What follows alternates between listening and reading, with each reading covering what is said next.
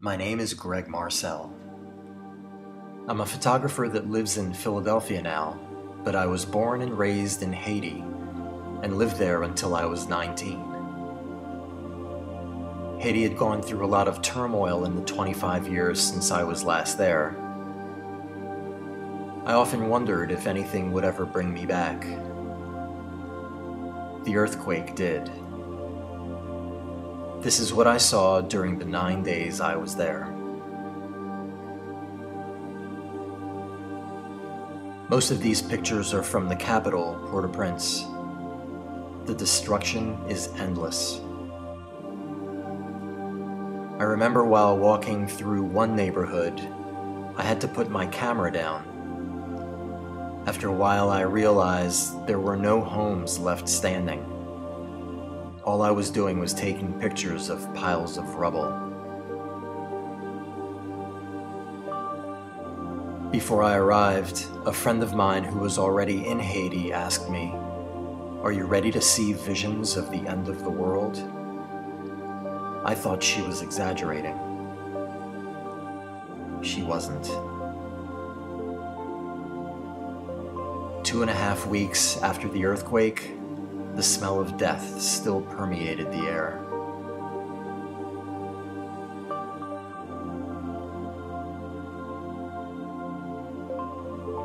My third day in Haiti, I visited a children's hospital in Port-au-Prince, Nos Petits Frères et Sœurs.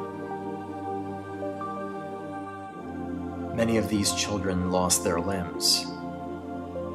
Some of them also lost their parents.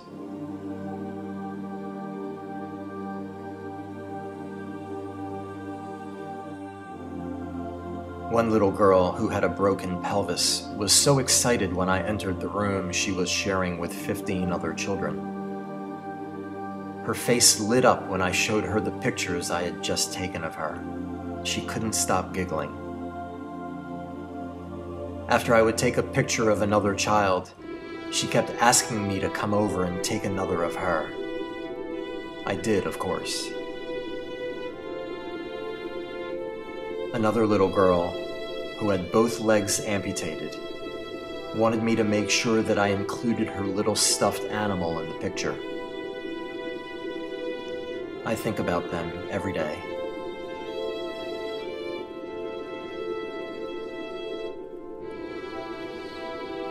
Four days before I left for Haiti, I heard that one of the most difficult things to keep in supply was needles for babies. Through the power of social media, I put the word out to all my friends, family, and colleagues, and 3 days later, they had 2 suitcases filled with needles, anti-dehydration formula, and other medical supplies. Supplies still aren't getting to people as quickly as they need them, though. They're in desperate need of infant formula. This is my friend Johnny. He and his friend Frederick and their families coordinated the delivery and distribution of 167 containers of rice, beans, oil, and water. This is Yves. We went to school together in Haiti. He's a doctor in Louisiana now. For 3 straight weeks from sunrise to sunset, he went out on the streets of Port-au-Prince and treated anyone he saw who was injured.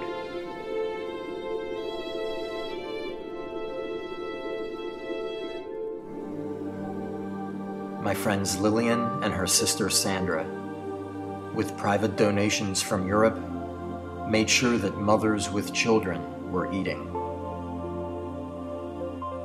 I was extremely impressed at how these smaller groups, compared to larger institutions, were mobilizing themselves and delivering what people truly needed.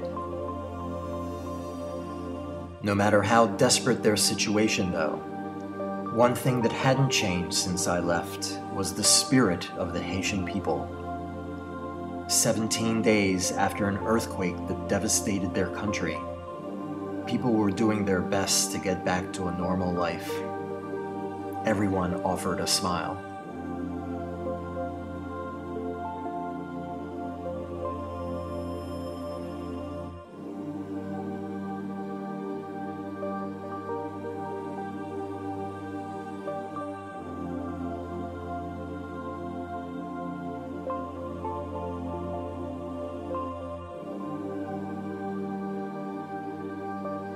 but the country has a long and difficult road ahead.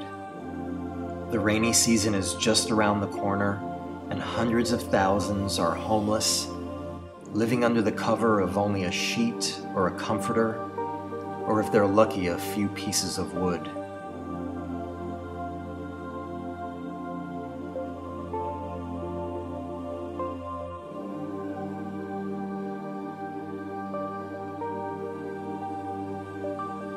Two days after returning, my girlfriend Lorraine and I were moved to start a non-profit organization with some of our Haitian friends that you've seen on this video. Our goal is to stay active on the ground in Haiti, providing food and shelter for those in need. We've called the organization Groundwork for Haiti. Our first initiative is to raise money for desperately needed tents. If you would like to help, please visit www.groundworkforhaiti.org. Thank you.